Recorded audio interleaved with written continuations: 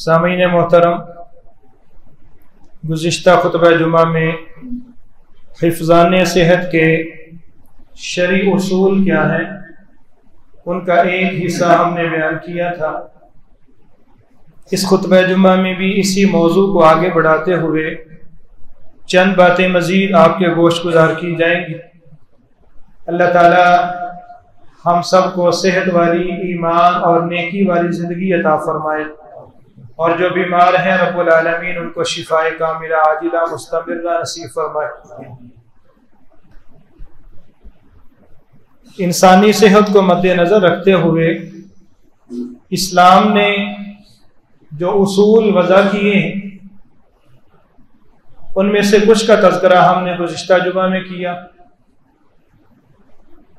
अब उसके बाद इंसानी सेहत के लिए जिस्मानी वर्जिश बहुत ज़रूरी है। सेहतमंद जिस्म और मोतदिल ज़िंदगी के लिए आदमी का मुतहर्रिक रहना ज़रूरी है कि आदमी कोई ना कोई हरकत करता रहे। जो गैर मुतहर्रिक या साकिन तर्ज ज़िंदगी है, जदीद तिब्बी तहकीकात के मुताबिक भी मोटापे, ब्लड प्रेशर वगैरह का ये पेश खैमा साबित होती। इसलिए ज़रूरी है कि इंसान कोई ना कोई हरकत, एक्सरसाइज, वर्जिश वगैरह करता रहे।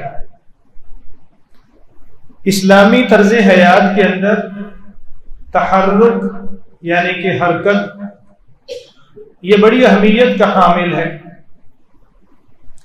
अगर हम इस्लाम के अरकान पे गौर करें, नमाज बाजमात अदा करना, हज करना और हज के जो भी अरकान हैं, फिर जिहाद करना, दावत व तबलीग के लिए निकलना, हुकूकुल इबाद की अदायगी, ये सारी चीज़ों की अगर हम गहराई में जाते हैं तो ये सारी चीज़ें इस बात का तकाजा करती हैं कि मुसलमान मुतहर्रिक रहे, साकिन न रहे, बिल्कुल एक जगह पे जामद होके बैठा न रहे, बल्कि हरकत करता रहे। रसूलुल्लाह सल्लल्लाहु अलैहि वसल्लम और आपके बुलंद हिम्मत सहाबाए किराम रिज़वानुल्लाहि ताला अलैहिम अजमाइन की पाकीज़ा जिंदगियां वो दावत व जिहाद से इबारत थी। वो जाहिद शब बेदार भी थे, मुजाहिदे बुलंद किरदार भी थे, वाइज़े शीरीं गुफ्तार भी थे और मैदान अमल के शहसवार भी थे कि वो हर खैर के काम में हरकत करते और आगे बढ़ने वाले थे। इस्लाम ने जो वर्जिश के मामलात बताए हैं आसान लफ्जों में समझने के लिए, जिसको हम आज की जुबान में वर्जिश कह सकते हैं, उनमें से सबसे पहला उसूल है तीर अंदाजी का। रब ताला के दीन को दुनिया में गालिब करने वाली इस जमात को और इस जमात के कायद मोहम्मद करीम सल्लल्लाहु अलैहि वसल्लम खुद भी और अपने साथियों को ऐसे खेलों और मशगूलियात की तरगीब दिया करते थे कि जिससे उनके जिस्म इबादात के लिए भी हमेशा चौकस और तैयार रहें, और जब इलाए कलिमतुल्लाह के लिए, जिहाद के लिए जाना पड़े, तब भी उनकी सेहत जो है वो बरकरार रहे और वो हमेशा जिहाद के लिए भी हमा वक्त तैयार रहे। हम ये जो सेहत के बारे में 2-3 जुमात पढ़ रहे हैं, ये सिर्फ इस वजह से है कि एक मुसलमान आदमी सेहतमंद रह के अल्लाह की इबादत कितनी खूबसूरत तरीके से कर सकता है, और उसके मुकाबले में एक जो बीमार आदमी है यकीनन वो उतनी इबादत भी नहीं कर सकता और उतनी खूबसूरत इबादत भी नहीं कर सकता जितनी एक सेहतमंद मोमिन कर सकता है। अल्लाह के नबी सल्लल्लाहु अलैहि वसल्लम के बारे में सुनन तिर्मिज़ी में 1637 नंबर रिवायत है। आपने फरमाया कि कुल्लु मा यलहु बिहिर रजुलुल मुस्लिमु बातिलुन, हर वो खेल जो मुसलमान खेलता है वो तमाम के तमाम खेल बातिल है। इल्ला रमियहु बिकौसी, सिवाय 3 खेलों के। फरमाया कि तीर अंदाजी करना, घोड़े को सुधाना, जिहाद के लिए सिखाना, तालीम और तरबियत देना, और शादीशुदा आदमी का अपनी बीवी के साथ खेल कूद करना, हंसी मजाक करना। फरमाया कि ये तीनों खेल हक हैं, बाकी सारी की सारी फजूलियात हैं।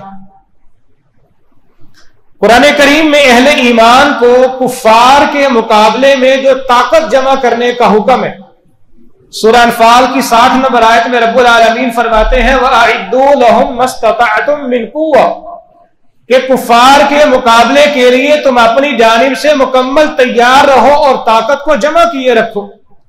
रसूलुल्लाह सल्लल्लाहु अलैहि वसल्लम ने इस आयत मुबारका में जो लफ्ज़ कुव्वत की तफसीर आपने तीर अंदाजी से फरमाई है।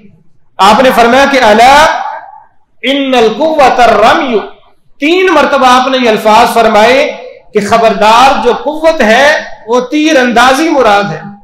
आज के जदीद दौर के तकाजों के मुताबिक कि इंसान अपना जो दिफाई निजाम है वो ज्यादा से ज्यादा मजबूत करे, ताकि अगर दुश्मन से आमना सामना होता है तो इंसान उनको सही मानों में नाको चने चबवा सके। तो इस्लाम हमें इस बात की तालीम देता है।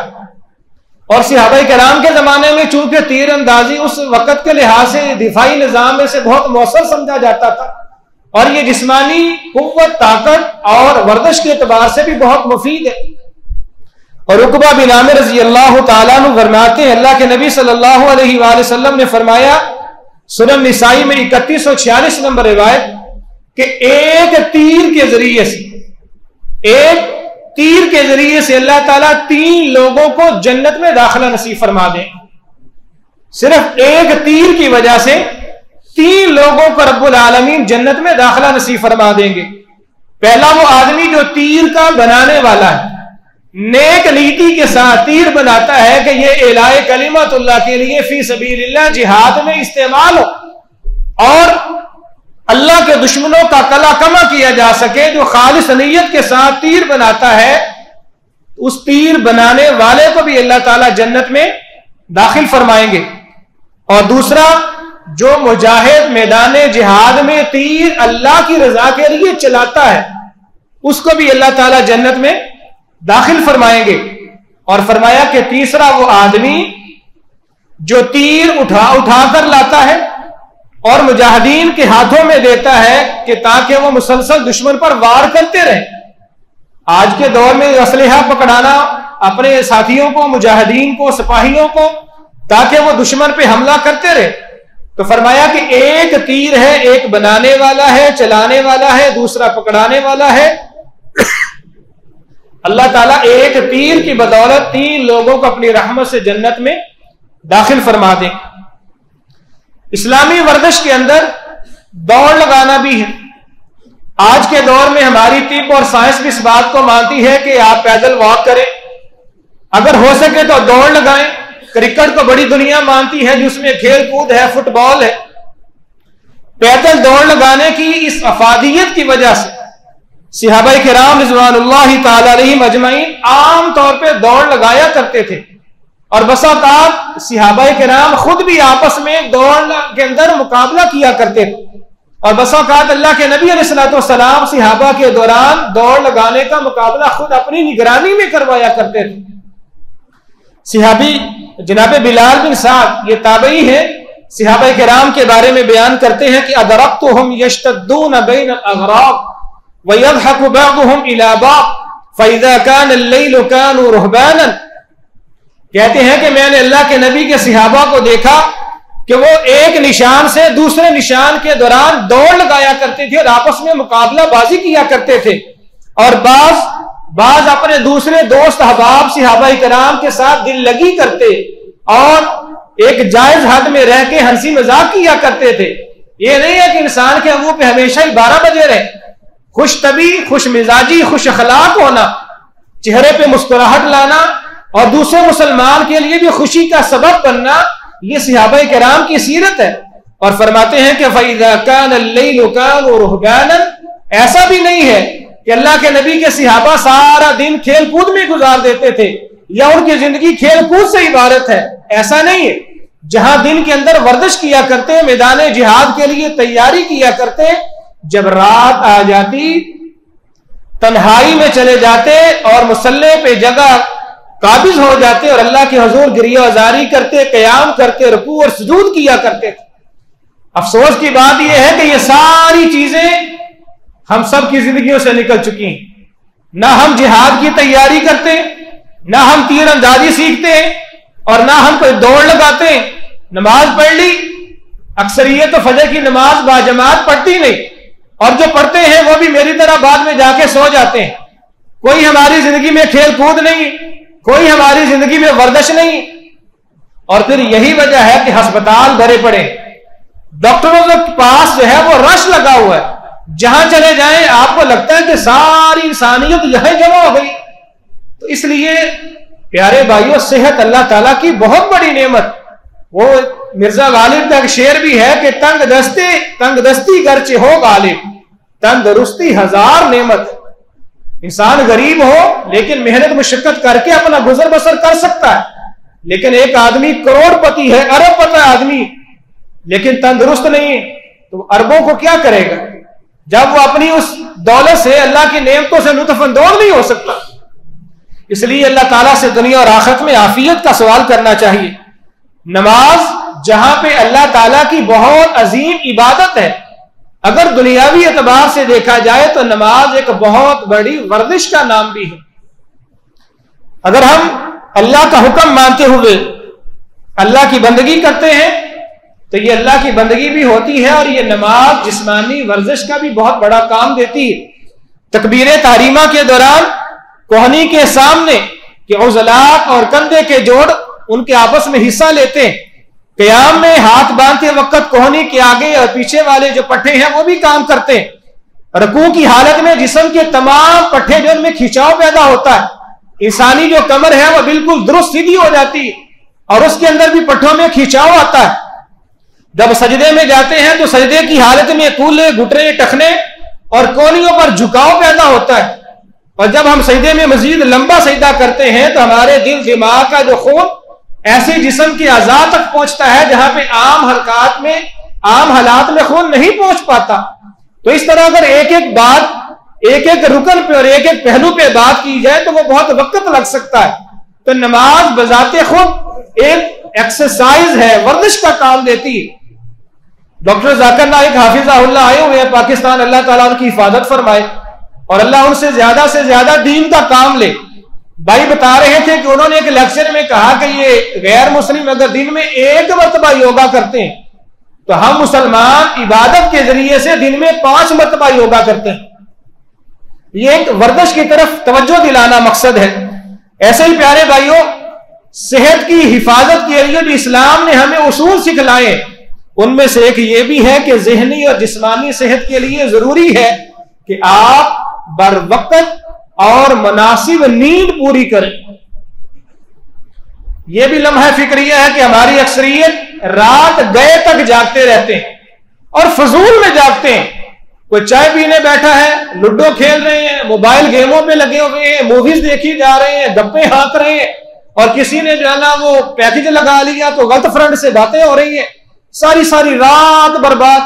صبح فجر کی نماز کے لیے آئے، یقین مانے کہیں نہ کہیں چوک چراہے میں کوئی نہ کوئی مجنون کھڑا نظر آ جاتا ہے، اور شکل سے بیچارے کے نظر آ جاتا ہے کہ یہ کس چکر میں موبائل پہ لگا ہوا۔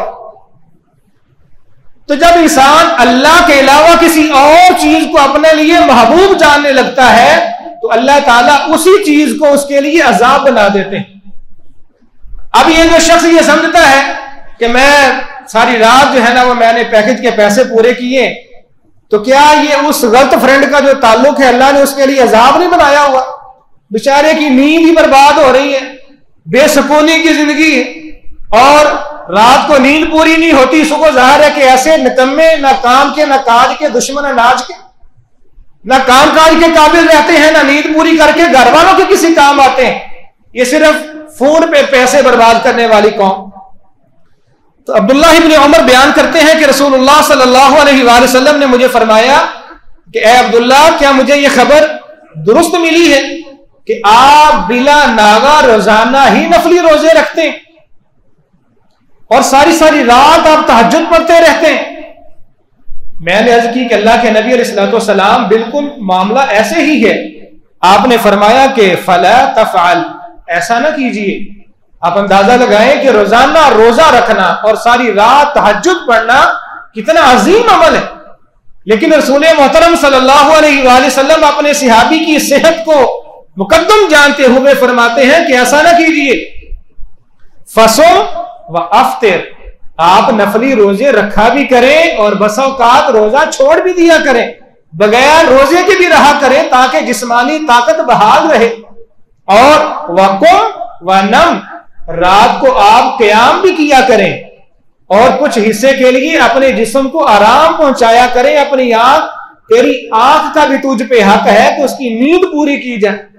تمہاری بیوی کا تمہارے اوپر حق ہے کہ اس کے حقوق پورے کیے جائیں. اسلام ہمیں افراط و تفریط نہیں سکھلاتا، اسلام ہمیں اعتدال سکھلاتا ہے. آپ نیند بھی پوری کریں، بیوی بچوں کے حقوق بھی ادا کریں، اور رات کے ایک حصے میں اٹھ کے آپ اللہ کے حضور تہجد اگر پڑھنا چاہیں تو اللہ کی بندگی کے لیے آپ کھڑے ہو جائیں. تو اسلام ہمیں سکھلاتا ہے کہ اپنی صحت کا بھی خیال رکھیں.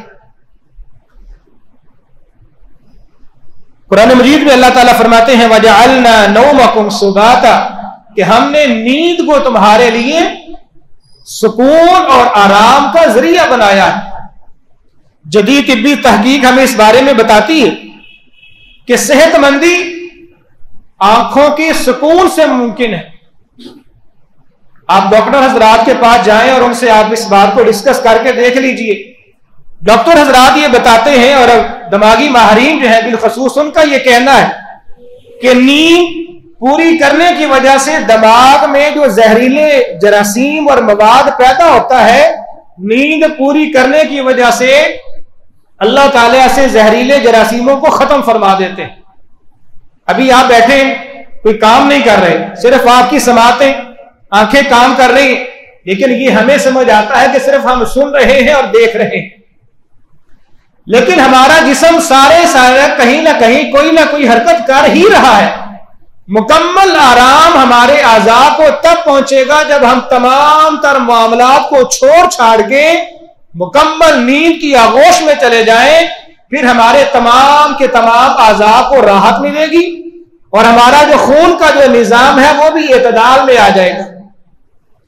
جب ہم کام کاج کرتے رہتے ہیں، چاہے پیدل ہی چل رہے ہیں، کھڑے ہیں، بیٹھے ہیں، ظاہر ہے کہ کوئی نہ کوئی عضو کام کر رہا. تو اس لیے نیند ہماری صحت مندی کے لیے بہت ضروری. ایسے ہی پیارے بھائیوں، دلی سکون، آپ سارا کچھ کر لیں، ورزش بھی کرتے رہیں، نیند بھی پوری کرتے رہیں، عبادات بھی کرتے رہیں، اگر دلی سکون میسر نہیں تو یہ آپ کے سارا پیسہ کاروبار کوئی آپ کو فائدہ نہیں دے گا. اور یہ جو دل کا سکون ہے اور دل کا سکون کا نہ ہونا، یہ موجودہ دور میں بہت بڑی بیماری سمجھا جاتا ہے. لوگ ذہنی اور دلی سکون کے لیے ڈاکٹروں کے پاس جاتے ہیں، ہزاروں لاکھوں فیسیں بھرتے ہیں. تو یہ جو روحانی سکون ہے یہ بھی اللہ تعالیٰ نے اپنے ذکر میں رکھا ہے. قرآن مجید میں رب العالمین فرماتے ہیں کہ الا بذکر اللہ تطمئن القلوب، ایمان والوں کے لیے اللہ نے جو دلوں کا چین اور قرار رکھا ہے وہ اپنے ذکر میں رکھا ہے. تو یہ چین اور سکون اور روحانیت کی جو صحت ہے ہماری، وہ کب حاصل ہوگی؟ جب ہم اللہ کے لیے ذکر کریں گے، قرآن کی تلاوت پڑھیں گے، رسول اللہ صلی اللہ علیہ وسلم پر درود زیادہ سے زیادہ پڑھیں گے، نمازوں کا اہتمام کریں گے. اس لیے ہمیں روحانی سکون بھی میسر آئے گا. اگر ہم دنیاوی اعتبار سے بڑا کچھ کرتے رہیں، کیا خیال ہے کہ جو گورے یہ ورزش اور پتہ نہیں کیا کیا خوراک کے اعتبار سے بڑا خیال نہیں کرتے ہو، لیکن بڑے لوگ ہیں جو دلی سکون سے محروم ہیں. دلی سکون اللہ تعالیٰ نے اپنے بندہ مومن کے مقدر میں رکھا ہے، اور وہ تب ہی ہے جب وہ ایمان کی حالت میں نماز روزہ کرتا ہے، صوم و صلات کی پابندی کرتا ہے، اور اللہ کے لیے قرآن کی تلاوت کرتا ہے، رسول مکرم صلی اللہ علیہ وآلہ وسلم پہ درود پڑھتا ہے. انسانی صحت کے لیے جو اسلام نے ہمیں ایک اور تعلیم دی ہے، آپ اپنے غصے پہ قابو پانا سیکھیں، غصے کو کنٹرول کرنا جانیں. نبی ابو ہریرہ رضی اللہ تعالیٰ عنہ بیان کرتے ہیں، ایک آدمی اللہ کے نبی صلی اللہ علیہ وآلہ وسلم کے پاس آتا ہے اور کہتا ہے کہ اوصنی یا رسول اللہ صلی اللہ علیہ وسلم، پیارے پیغمبر مجھے کوئی وصیت فرمائیے۔ آپ نے فرمایا کہ لا تغضب، غصہ نہ کیا کرو۔ شاید اس نے اس کو ہلکا لیا ہوگا، کہنے لگا کہ اللہ کے نبی مزید کوئی وصیت فرمائیے۔ آپ نے پھر فرمایا کہ غصہ نہ کرو۔ تیسری مرتبہ پھر اصرار ہوا کہ اللہ کے نبی مزید کوئی وصیت فرمائیے۔ آپ نے بار بار ایک ہی جواب دیا کہ غصہ نہ کیا کرو۔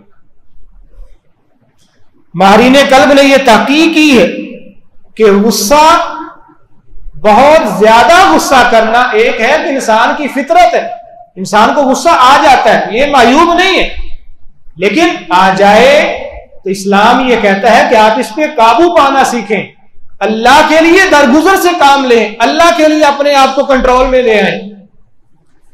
تو فرمایا کہ جو بندہ بہت زیادہ غصے میں رہتا ہے، ایسے آدمی کی عمر عام نارمل صحت مند آدمی کی عمر سے کم ہوتی۔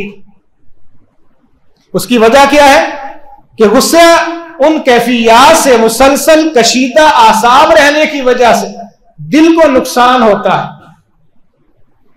بلڈ پریشر انسان کا ہائی رہتا ہے، بعض لوگ غصے میں آتے ہیں تو آنکھیں سرخ ہو جاتی ہیں، تو آنکھوں کے جو پٹھے ہیں وہ متاثر ہوتے ہیں، اور بلکہ یہاں تک بھی ہوتا ہے کہ بعض دفعہ ہارٹ اٹیک کا بھی خطرہ پڑ جاتا ہے، فالج کا بھی اندیشہ ہو جاتا ہے، اور بسا اوقات لقوے جیسی ایک مہلک بیماری بھی انسان پر حاوی ہونے کا اندیشہ ہوتا ہے، اور بعض دفعہ اگر بی پی شوٹ کر جائے، اگر اللہ نہ کرے تو انسان کی آنکھیں بھی متاثر ہو سکتی ہیں۔ اس لیے صرف اس کو یہ نہ لیجئے کہ اللہ کے نبی نے نصیحت فرمائی ہے کہ غصہ نہ کریں، حالانکہ یہ سب سے بڑی بات ہے کہ پیارے پیغمبر صلی اللہ علیہ وسلم کا حکم آ گیا کہ غصہ نہ کریں، لیکن اگر اس کے صحت کے اعتبار سے دیکھا جائے تو صرف غصے کو قابو میں رکھنا یہ ہماری صحت کا ضامن ہے۔ اللہ تعالیٰ سے دعا ہے کہ اللہ تعالیٰ ہمیں ان شرعی تعلیمات پر عمل پیرا ہونے کی توفیق عطا فرمائے۔ ان الحمد للہ نحمده ونستعینه ونستغفره ونؤمن به ونتوکل علیہ ونعوذ باللہ من شرور انفسنا ومن سیئات اعمالنا من يهده الله فلا مضل له ومن يضلل فلا هادي له ونشهد ان لا اله الا الله وحده لا شريك له ونشهد ان محمدا عبده ورسوله اللهم صل على محمد وعلى آل محمد كما صليت على إبراهيم وعلى آل إبراهيم إنك حميد مجيد اللهم بارك على محمد وعلى آل محمد كما باركت على إبراهيم وعلى آل إبراهيم إنك حميد مجيد۔ انسانی صحت کے لیے ایک راز یہ بھی بتایا گیا ہے کہ بہت زیادہ ہنسنا یہ انسان کے دل کو مردہ کر دیتا ہے۔ اسلام ہمیں یہ تلقین کرتا ہے کہ آپ کے چہرے پہ مسکراہٹ رہے، تبسم رہے، کہکہا نہیں آنا چاہیے۔ اس کے بھی بہت سارے نقصانات ہیں۔ ایسے ہی اسلام نے ہمیں صحت کے لیے یہ اصول بھی سمجھایا ہے۔ ابھی سردیاں آ رہی ہیں، آپ نے ماشاءاللہ دھوپ میں بیٹھ کے مالٹے کھانے، تو کوشش یہ کیجئے یا مکمل چھاؤں میں بیٹھیں یا مکمل دھوپ میں بیٹھیں، آدھا اپنے آپ کو دھوپ میں رکھنا اور آدھا چھاؤں میں رکھنا، اس سے رسول اللہ صلی اللہ علیہ وسلم نے منع فرمایا ہے، اور یہ بھی انسانی صحت کی خرابی کا باعث ہے۔ تو ہمیں اللہ تعالیٰ سے دعا کرنی چاہیے کہ اللہ تعالیٰ ہمیں شریعت کے ان اصولوں کو اپنی زندگی میں لانے کی توفیق عطا فرمائے۔ یہ جو بھائی سامنے تشریف فرما ہیں، باہر وضو خانے پہ کھڑے ہوئے ہیں یا اوپر والے ہاتھ میں وضو خانے پہ کھڑے ہیں، ان سے التماس ہے کہ آپ کی اس تکلیف کو مد نظر رکھتے ہوئے سب سے اوپر والی چھت پہ شامیانہ لگا کے صاحبان کا بندوبست کیا گیا ہے، چٹائیاں وغیرہ بھی لگی ہوئی ہیں، آپ انتہائی اچھے طریقے سے اوپر تشریف لے جائیں اور وہاں پہ انشاءاللہ بڑے ہی سکون سے آپ نماز ادا کر سکیں گے۔ تو یقیناً یہ اذیت ہوتی ہے ان بھائیوں کو بھی جو باہر نماز پڑھتے ہیں، گھر میں بھی ان کو دقت ہوتی ہے، اور بس اوقات قریب ہی واش روم ہے، ہماری مسجد کا معاملہ یعنی کہ جگہ کی تنگی ہے، وضو خانہ بھی ہے، اوپر بھی ساتھی ایسے ہی بعض دفعہ جوتوں کے قریب نماز پڑھتے ہیں، تو جہاں یہ ان کے لیے اذیت ہے اور ان کی اذیت کو ہم بھی محسوس کرتے ہیں، ہمارے لیے بھی یقین مانا یہ بڑی پریشانی کا باعث ہے کہ ہمارے بھائی، اور بعض دفعہ دوران خطبہ مجھے دیکھنے کو ملتا ہے کہ بعض ساتھی جگہ نہ ہونے کی وجہ سے وہ مسجد سے تشریف لے جاتے ہیں، یقیناً کہیں آس پاس کی مسجد میں چلے جاتے ہیں۔ तो इसी वजह से अभी छत के ऊपर साहिबान का बंदोबस्त किया है। आप अहबाब से गुजारिश है कि दुआ भी कीजिए कि अल्लाह ताला हमारे लिए तो बेहतरीन बंदोबस्त फरमा दे, अल्लाह ताला हमारी मस्जिद को मजीद वसी फरमा दे। आगे एक प्लाट है 3-4 मरले का है, अल्लाह ताला वो हमें अता फरमा दे, या कम अज कम ये है कि मस्जिद के ऊपर जो एक हाल बन सकता है उसकी भी गुंजाइश बन सकती है। अहबाब से गुजारिश है कि आप दुआ भी कीजिए और उसके लिए असबाब भी मुहैया करने की कोशिश करें। समझते गया वो? हाँ जी। तो भाइयों से गुजारिश है कि ये दुआ कीजिए, और अगर आप खुद कोशिश कर सकते हैं, आपके जानने वालों में ऐसे अफराद मौजूद हैं जो खैर के कामों में ज्यादा खर्च कर सकते हैं, उनको तरगीब दिलाइए कि अगर ऐसा ही एक हाल ऊपर बन जाए तो कम अज कम ये है कि साथी अच्छे तरीके से, इंतहाई मुनज़्ज़म तरीके से ऊपर नमाज या नमाज जुमा वगैरह अदा कर सकेंगे। रमजान के अंदर भी बड़ी दिक्कत होती है ख़वातीन के लिए भी। अल्लाह ताला हमारे लिए बेहतरीन बंदोबस्त फरमाए, अल्लाह ताला आप अहबाब को तौफीक अता फरमाए। सुब्हान रब्बिका रब्बिल इज्जति अम्मा